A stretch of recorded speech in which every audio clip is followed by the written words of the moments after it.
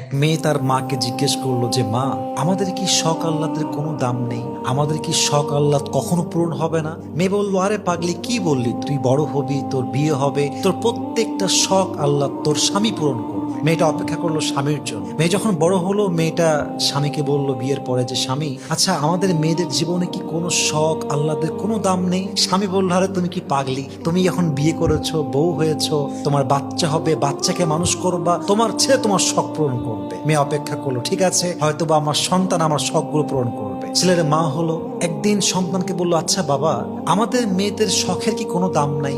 আমাদের আহ্লাদের কোনো দাম কি পৃথিবীতে নেই?